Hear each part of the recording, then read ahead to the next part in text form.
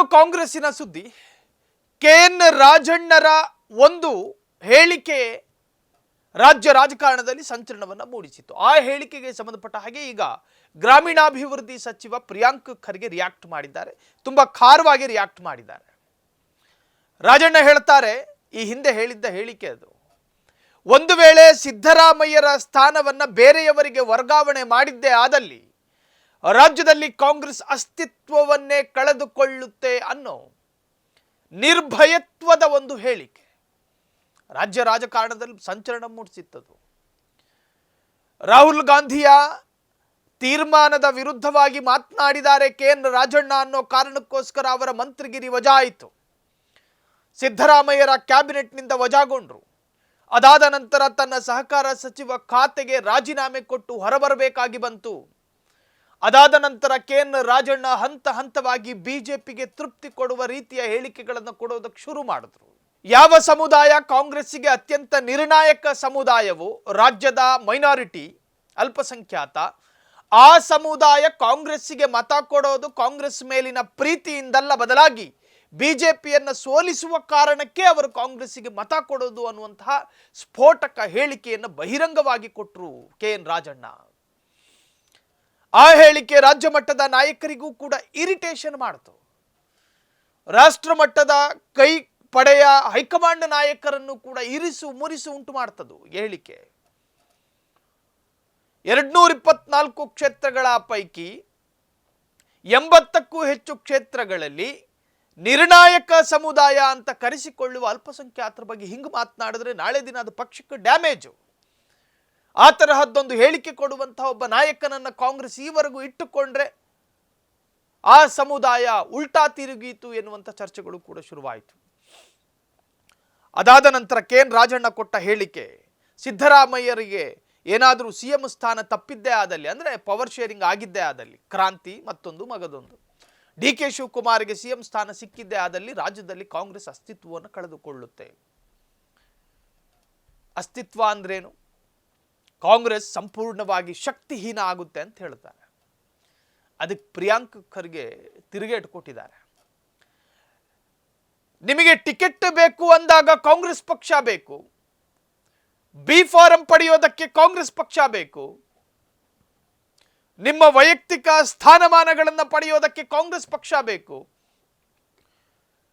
ನಿಮಗೆ ಜಿಲ್ಲೆಯಾದ್ಯಂತ ಪ್ರಚಾರ ಸಿಗಬೇಕು ಅಂದ್ರೆ ಕಾಂಗ್ರೆಸ್ ಪಕ್ಷ ಬೇಕು. ಆ ಸಿಂಬಲ್ನಲ್ಲೇ ನಿಂತವರು, ಆ ಸಿಂಬಲ್ನಲ್ಲೇ ಗೆದ್ದವರು ನೀವು. ಈಗ ಪಕ್ಷದ ವಿರುದ್ಧವಾಗಿಯೇ ಮಾತನಾಡ್ತೀರಿ. ಇದು ಎಷ್ಟರ ಮಟ್ಟಿಗೆ ಸರಿ ಅಂತ ಹೇಳಿ ಪ್ರಿಯಾಂಕ್ ಖರ್ಗೆ ಪ್ರಶ್ನೆ ಮಾಡಿದ್ದಾರೆ. ಬಿ ಫಾರಂ ಪಡೆಯುವಾಗ ಪಕ್ಷ ಬೇಕು, ಗೆದ್ದ ಮೇಲೆ ವ್ಯಕ್ತಿ ಪೂಜೆಯೇ ಅಂತ ಹೇಳಿ ಪ್ರಶ್ನೆ ಮಾಡಿದ್ದಾರೆ. ರಾಜಣ್ಣ ಹೇಳಿಕೆಗೆ ಸಚಿವ ಪ್ರಿಯಾಂಕ್ ಖರ್ಗೆ ಖಡಕ್ ಉತ್ತರವನ್ನು ಕೊಟ್ಟಿರುವಂತಹದ್ದು. ರಾಜ್ಯ ರಾಜಕೀಯದಲ್ಲಿ ಸಂಚಲನ ಮೂಡಿಸಿದ್ದ ಸಿದ್ದರಾಮಯ್ಯ ಇಲ್ಲದೆ ಕಾಂಗ್ರೆಸ್ ಇಲ್ಲ ಎಂಬ ಹಿರಿಯ ಶಾಸಕ ಕೆಎನ್ ರಾಜಣ್ಣ ಅವರ ಹೇಳಿಕೆಗೆ ಗ್ರಾಮೀಣಾಭಿವೃದ್ಧಿ ಮತ್ತು ಪಂಚಾಯತ್ ರಾಜ್ ಸಚಿವ ಪ್ರಿಯಾಂಕ್ ಖರ್ಗೆ ತೀಕ್ಷ್ಣವಾಗಿ ಪ್ರತಿಕ್ರಿಯಿಸಿದ್ದಾರೆ. ವ್ಯಕ್ತಿಗಿಂತ ಪಕ್ಷವೇ ಶ್ರೇಷ್ಠ ಎಂಬುದನ್ನು ಮರೆಯಬಾರದು ಎಂದು ಹೇಳುವ ಮುಖೇನ ಸ್ವಪಕ್ಷದ ಹಿರಿಯ ಶಾಸಕರ ಹೇಳಿಕೆಯನ್ನು ಕಟುವಾಗಿ ಟೀಕೆ ಮಾಡಿದ್ದಾರೆ. ಮುಖ್ಯಮಂತ್ರಿ ಸಿದ್ದರಾಮಯ್ಯನವರಿಗೆ ಸೂಕ್ತ ಸ್ಥಾನಮಾನ ನೀಡದಿದ್ದರೆ ಕರ್ನಾಟಕದಲ್ಲಿ ಕಾಂಗ್ರೆಸ್ ತನ್ನ ಅಸ್ತಿತ್ವವನ್ನೇ ಕಳೆದುಕೊಳ್ಳುತ್ತದೆ ಎಂದು ರಾಜಣ್ಣ ನೀಡಿದ್ದ ಹೇಳಿಕೆ ಪಕ್ಷದ ಆಂತರಿಕ ವಲಯದಲ್ಲಿ ತೀವ್ರ ಚರ್ಚೆಗೆ ಗ್ರಾಸವಾಗಿತ್ತು. ಈ ಹೇಳಿಕೆಗೆ ತಿರುಗೇಟು ನೀಡಿರುವ ಪ್ರಿಯಾಂಕ್ ಖರ್ಗೆ ಪಕ್ಷದ ಶಿಸ್ತು ಮತ್ತು ಸಿದ್ಧಾಂತದ ಪಾಠ ಮಾಡಿದ್ದಾರೆ. ಗೆದ್ದ ನಂತರ ಇಂತಹ ಮಾತು ಸರಿಯಲ್ಲ.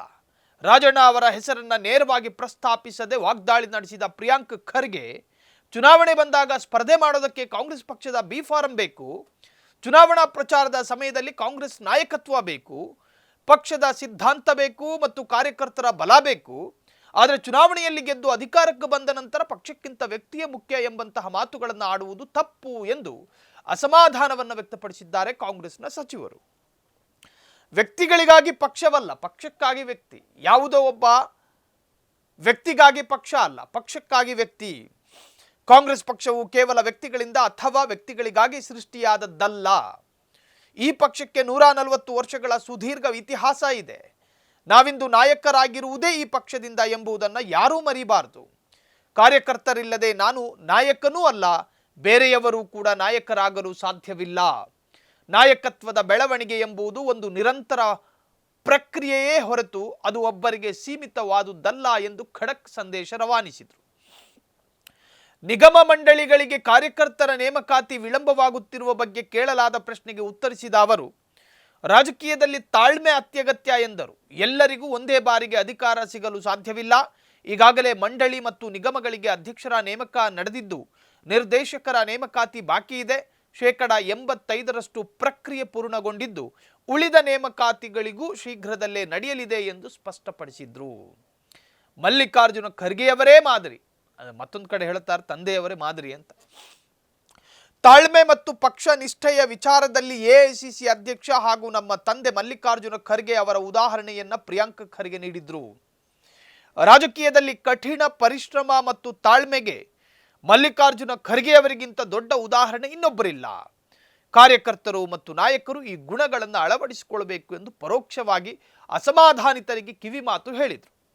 ಸಿದ್ದರಾಮಯ್ಯ ಪರ ಬ್ಯಾಟಿಂಗ್ ಮಾಡೋದಕ್ಕೆ ಹೋಗಿ ಪಕ್ಷವನ್ನೇ ಗೌಣ ಮಾಡಲು ಯತ್ನಿಸಿದ ರಾಜಣ್ಣ ಅವರ ಹೇಳಿಕೆಗೆ ಪ್ರಿಯಾಂಕ್ ಖರ್ಗೆ ಖಡಕ್ ಆಗಿ ತಿರುಗೇಟನ್ನು ಕೊಟ್ಟಿದ್ದಾರೆ. ನಿಮ್ಮ ವರ್ಚಸ್ಸನ್ನ ಬಿಲ್ಡ್ ಮಾಡಿಕೊಳ್ಳೋದಕ್ಕೆ ಪಕ್ಷವನ್ನು ಬಳಸಿಕೊಳ್ತೀರಿ. ನೀವು ನಾಯಕರಾಗೋದಕ್ಕೂ ಕೂಡ ಪ್ರಮುಖ ಕಾರಣ ಪಕ್ಷವೇ ಆಗಿದ್ದರೂ ಕೂಡ ನಿಮಗೊಂದು ಸಣ್ಣ ಸಮಸ್ಯೆ ಎದುರಾದಾಗ ಪಕ್ಷದ ವಿರುದ್ಧ ಮಾತನಾಡೋದಕ್ಕೆ ನಿಮ್ಮ ಸ್ವಾಭಿಮಾನ ಮತ್ತು ನಿಮ್ಮ ಆತ್ಮಾಭಿಮಾನ ಹೆಂಗ್ ನಿಮಗೆ ಅದಕ್ಕೆ ಸಹಕಾರ ಕೊಡುತ್ತೆ ಅಂತ ಹೇಳಿ ಪ್ರಶ್ನೆ ಮಾಡ್ತಾರೆ. ಎಲ್ಲ ಪ್ರಯೋಜನಗಳನ್ನು ಕೂಡ ಪಕ್ಷದಿಂದ ಪಡೆದುಕೊಂಡ ನೀವು ಸಣ್ಣ ಸಮಸ್ಯೆ ಎದುರಾದಾಗ ಆ ಪಕ್ಷದಿಂದ ಹೊರಗೆ ನಿಂತು ಪಕ್ಷದ ವಿರುದ್ಧ ಮಾತನಾಡೋದಕ್ಕೆ ನಿಮಗೆಷ್ಟು ಧೈರ್ಯ ಅನ್ನೋ ತರಹ ಗ್ರಾಮೀಣಾಭಿವೃದ್ಧಿ ಸಚಿವ ಪ್ರಿಯಾಂಕ್ ಖರ್ಗೆ ರಾಜಣ್ಣರ ಆ ಒಂದು ಹೇಳಿಕೆಗೆ ತಿರುಗೇಟನ್ನು ಕೊಡುವುದರ ಮುಖಾಂತರ ರಾಜ್ಯ ರಾಜಕಾರಣದಲ್ಲಿ ಸಂಚಲನವನ್ನು ಮೂಡಿಸಿದ್ದಾರೆ. ಕ್ಷಣ ಕ್ಷಣದ ಸುದ್ದಿಗಳಿಗಾಗಿ ಫ್ರೀಡಂ ಟಿವಿ ಸಬ್ಸ್ಕ್ರೈಬ್ ಮಾಡಿ, ಲೈಕ್ ಮಾಡಿ ಹಾಗೂ ಫಾಲೋ ಮಾಡಿ. ಹೊಸ ಸುದ್ದಿಗಳ ನೋಟಿಫಿಕೇಶನ್ಗಾಗಿ ಬೆಲ್ ಐಕಾನ್ ಮೇಲೆ ಕ್ಲಿಕ್ ಮಾಡಿ.